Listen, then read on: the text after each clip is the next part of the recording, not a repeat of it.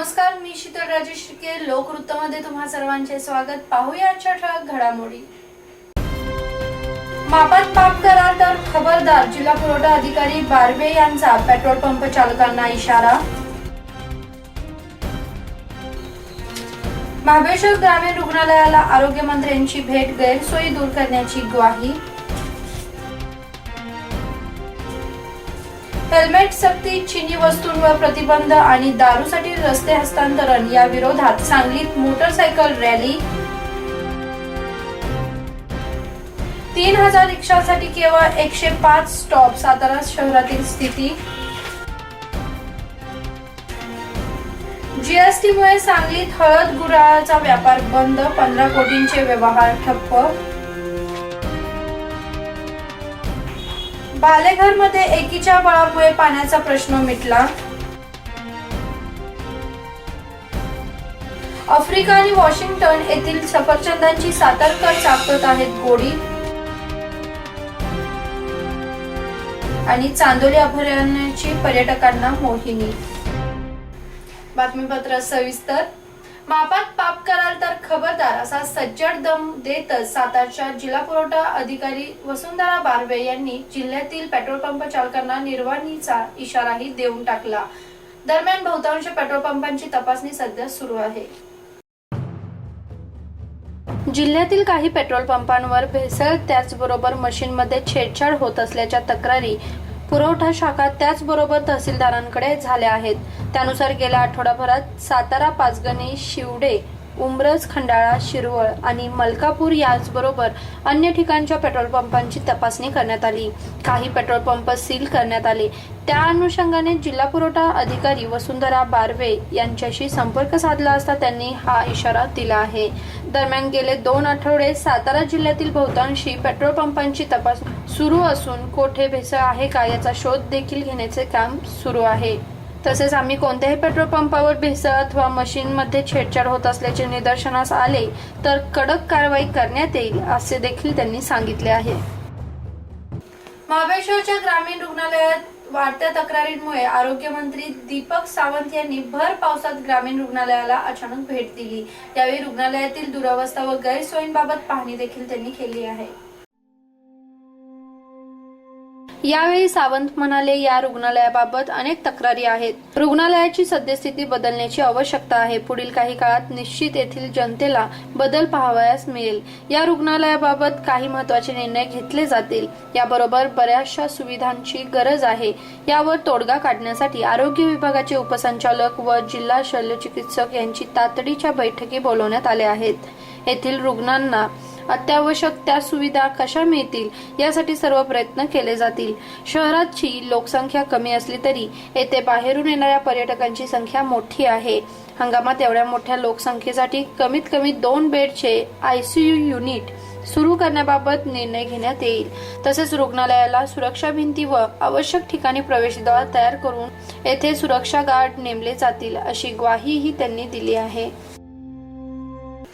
चिनी वस्तू खरेदी करू नये, तसेच दारूसाठी रस्ते हस्तांतरण आणि 15 जुलैपासून होणाऱ्या हेल्मेट सक्ती विरोधात सांगलीत शिवप्रतिष्ठानने मोटरसायकल रॅली काढली होती.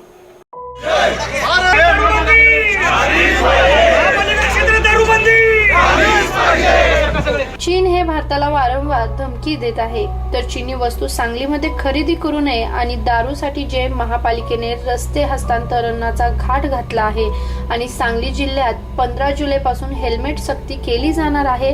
दरम्यान शहरात हेल्मेट सक्ती लागू करण्याला विरोध दर्शवला आहे. हायवेला हेल्मेट सक्ती योग्य आहे, मात्र शहरात वाहनांचा असणारा वेग पाहता हेल्मेट सक्तीची आवश्यकता नाही.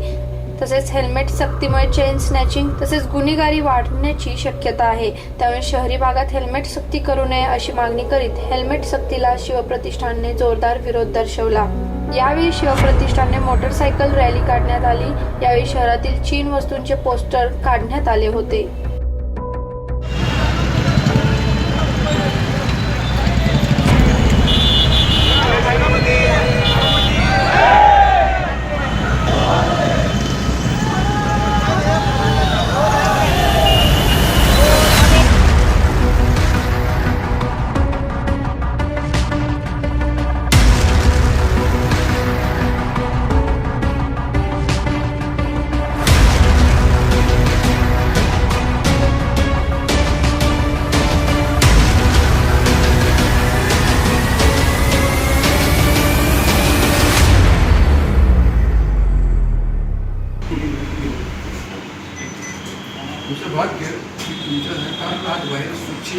त्याला शासकीय आयुक्त आम्हाला मिळाले.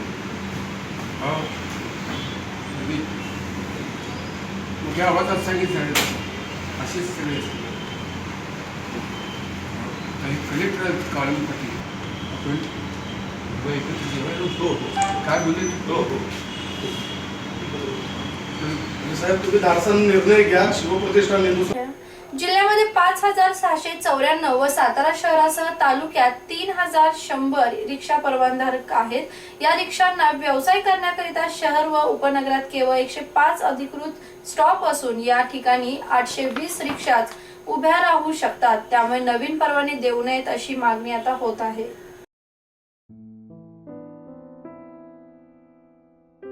दोन वर्षांपूर्वी लॉटरी पद्धतीने जिल्ह्यामध्ये 308 परवाने देण्यात आले आहेत. त्यामुळे रिक्षांची संख्या वाढली आहे. नवीन रिक्षा स्टॉपची मागणी कित्येक दिवसांपासून केली जात आहे, मात्र त्यावर अद्यापही कोणताही निर्णय झाला नाही. रिक्षा स्टॉपसाठी पालिकेकडे रिकाम्या जागा नाही. त्यामुळे नवीन परवाने वितरित केल्यास रिक्षांना व्यवसायाकरिता जागेचा प्रश्न निर्माण होणार आहे. पूर्वीचे परवाने जास्त प्रमाणात देण्यात आल्याने सातारा शहर व जिल्ह्यामध्ये नवीन परवाने देण्याची गरज नाही असे निवेदनात नमूद करण्यात आले आहे. तसेच जिल्हा परिवहन समितीला नगरपालिका, वाहतूक शाखा, ग्राहक पंचायत, अधिकृत रिक्षा संघटना या सर्वांची बैठक घेऊन रिक्षा टॅक्सी परवान्याची गरज आहे का, परवाना दिल्यास व्यवसायात काही अडचणी येतील का, वाहतुकीचा प्रश्न, रिक्षा स्टॉप, टॅक्सी स्टॉप या सर्व बाबींवर विस्तारित चर्चा होणे गरजेचे आहे. सातारा शहरातील किंवा अन्य शहरातील वेगवेगळे स्थानिक प्रश्न विचारात घेऊन परवाना देणे गरजेचे असले तर जरूर परवाने द्यावेत. त्यास आमचा विरोध नाही, परंतु एकतर्फी निर्णय आम्हाला मान्य नाही. या निर्णयाबाबत पुनर्विचार करावा अशी मागणी निवेदनात दिली आहे. जीएसटी लागू झाल्यामुळे व व्यापाऱ्यांमधील संभ्रमाच्या वातावरणामुळे मागील 14 दिवसांपासून कृषी उत्पादन बाजारपेठेमध्ये गूळ व हळदीचे सौदे पूर्णपणे बंद झाले आहेत. त्यामुळे सुमारे 15 कोटींचा व्यवहार ठप्प झाला आहे. जीएसटी बाबत शेतकरी व व्यापाऱ्यांमध्ये संभ्रमाचे वातावरण आहे. दिनांक 1 जुलैपासून केंद्र शासनाने जीएसटी कर लागू केला. तेव्हापासून कृषी उत्पन्न बाजार समितीतील हळद, गुळाची आवक व विक्री ठप्प झाली आहे. येथील मार्केट यार्डमध्ये दररोज 25 ते 27 हजार गुळांचे रवे दाखल होतात. गेल्या 14 दिवसात 2.25 लाख रव्यांची आवक थांबली आहे. यात दररोज 10,000 हळद पोत्यांची आवक होते. विक्री बंद असल्याने सुमारे 2.25 लाख पोत्यांची आवक थांबली आहे. नव्या कर प्रणालीच्या तरतुदी बाजार समितीत व्यापार करणाऱ्या व्यापाऱ्यांना पुरेशा कळाल्या नसल्याने कायद्याच्या कचाट्यात अडकण्यापेक्षा त्यांनी व्यापारच बंद ठेवला आहे. त्याचा शेतकऱ्यांना फटका बसला असून जीएसटी बाबत संभ्रम नाहीसा होण्यास आणखीन किती दिवस लागतील याबाबत साशंका आहे. बालेघर वाई येथे कित्येक दिवसांपासून पाण्याची समस्या होती. दरम्यान विराज दादा आणि गावकऱ्यांच्या एकीने भला मोठा पाण्यासाठी तलाव खोदण्यात आला व त्यात पावसाचे पाणी साठल्याने पाण्याचा प्रश्न मिटला आहे.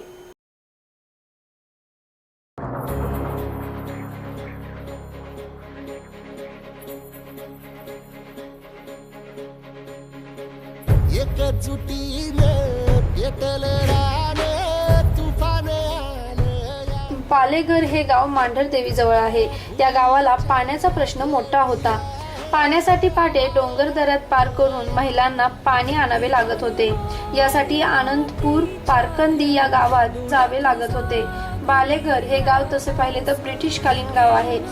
स्वातंत्र्य संग्रामात सहभाग असलेल्या या गावाची लोकसंख्या 1300 आहे. अशा वेळी या सर्वांची तहान भागण्याची गरज आहे. यामुळे विराज दादांनी गावाला मदतीचा हात दिला.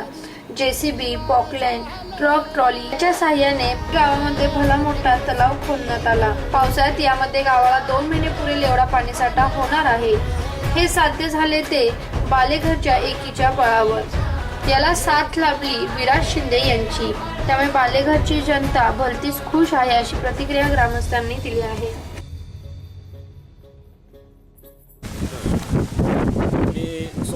सूर्यवंशी गाव हे बालेघर गाव आहे. हे गाव म्हणजे वाई तालुक्यातील जे पूर्वीची जी 3.5 गाव होती त्यातील बालेघर हे पहिलं गाव आहे. आणि हे जे आहे हे गाव डोंगरावर वसलेलं आहे. आमच्या इथं म्हणजे पहिल्यापासून पाण्याचा दुष्काळ असतो. आमच्यातले पूर्वीचे सगळे महिला सगळे पुरुष हे पाण्यासाठी उन्हाळ्यामध्ये आनंदपूर या डोंगराच्या पायथ्यापाशी असलेल्या गावामध्ये फॉरेस्टमध्ये उंबारणं म्हणून पाण्याचं ठिकाण आहे. त्या ठिकाणी पाणी आणण्यासाठी अजूनही जातात आणि जात होते. आणि त्याच्यानंतर आमच्या गावाला म्हणजे शासकीय भरपूर योजना दिल्या गेल्या, परंतु एकही योजना इथं म्हणजे पाण्याच्या दृष्टिकोनातून सक्सेस झालेली नाही. परंतु आपल्या यावर्षी वाई तालुक्यातील सिंधुदुर्ग गणातून आपले भैयासाहेब यांनी आपल्या साखर कारखान्याचे भैयासाहेब यांनी त्यांच्या खर्चातून बालेगरसाठी पाण्याचा प्रश्न सोडवण्यासाठी त्यांनी आम्हाला इथे एक चांगल्यापैकी म्हणजे तळ्यासाठी भरपूर असा त्यांनी मदत केली तळं खोदण्यासाठी. आणि आम्ही गावच्या काही मदतीत आणि त्यांनीसुद्धा त्यांच्या मदतीतून चांगल्या प्रकारे म्हणजे तळं खोदण्यासाठी त्यांची मदत दिली त्यांनी. आणि आम्ही आमच्या गावाला कमीत कमी 2 ते 3 महिने पाणी पुरल एवढा भैया यांच्या स्वखर्चातून आम्हाला पाण्याची उपलब्धता झालेली आहे. त्यामुळे आम्ही सर्व गावकरी त्यांचं अभिनंदन करतो. आणि अजूनही आमचा पाण्याचा प्रश्न पूर्णपणे सुटलेला नाही, तरी पण अजूनही त्यांनी आमच्या गावाचा पूर्ण पाण्याचा प्रश्न सोडवावा अशी मी त्यांना आमच्या गावामार्फत विनंती करतो. आणि ते आमच्या गावचा पाण्याचा प्रश्न पूर्ण सोडवणार आहेत आणि ते सोडवतील असा आम्हाला सर्वांना आत्मविश्वास आहे.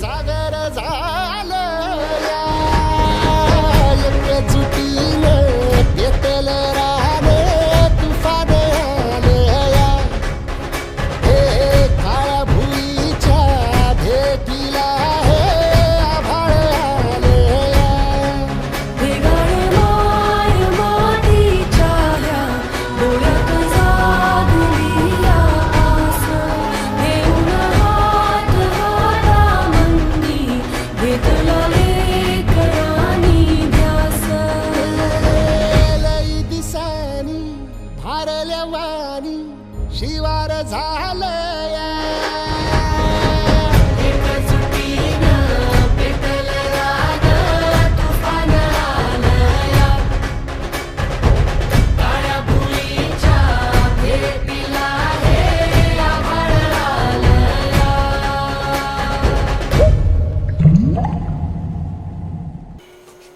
सध्या काश्मीर फळांचा हंगाम सुरू न झाल्याने दक्षिण आफ्रिका, वॉशिंग्टन, न्यूझीलंड आणि चिली या देशातील सफरचंद साताच्या बाजारपेठेत विक्रीसाठी दाखल झाले आहेत. येथील बाजारपेठेत हंगामानुसार वेगवेगळ्या फळांची आवक नेहमीच होत असते. केळी, चिक्कू, आंबा, मोसंबी, संत्री, कलिंगड या फळांना नागरिकांमधून दरवर्षी मागणी असते. त्याचप्रमाणे सफरचंदालाही सर्वाधिक मागणी होत असते. बाजारपेठेत विक्रीसाठी दाखल होणारे सफरचंद हे प्रामुख्याने काश्मीरहून आणले असतात. मात्र सध्या काश्मीरमधील फळांचा हंगाम सुरू न झाल्याने बाजारपेठेत परदेशी सफरचंद विक्रीसाठी दाखल झाले आहेत. सध्या दक्षिण आफ्रिका, वॉशिंग्टन, न्यूझीलंड आणि चिली या देशातील सफरचंद बाजारपेठेत पाहावयास मिळत आहे. चिली आणि दक्षिण आफ्रिकेतील फळांची आवक बाजारपेठेत मोठ्या प्रमाणात झाली असून नागरिकांना विदेशी फळांची गोडी चाखायला मिळत आहे. ऑगस्ट महिन्यात काश्मीरमधील फळांचा हंगाम सुरू झाल्यानंतर परदेशी फळांची आवक कमी होणार असल्याची माहिती व्यापाऱ्यांमधून येत आहे.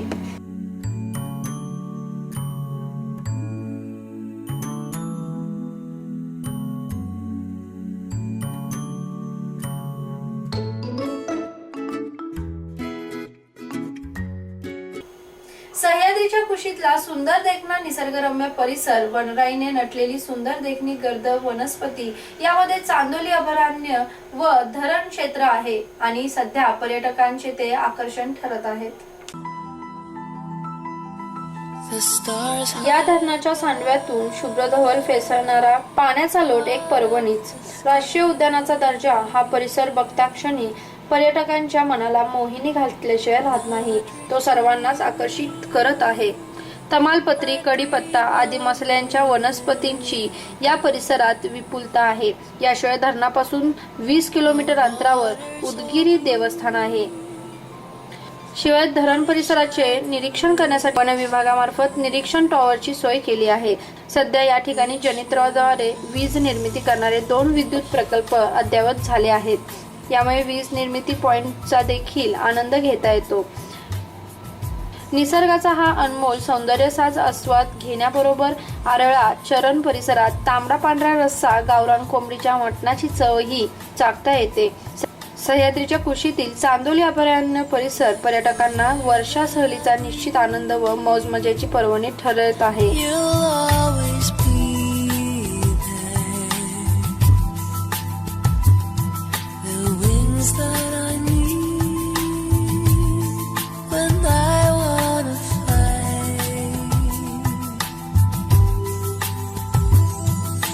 Now I drift to you. I dream. पुन्हा एकदा पाहूया आजच्या ठळक घडामोडी.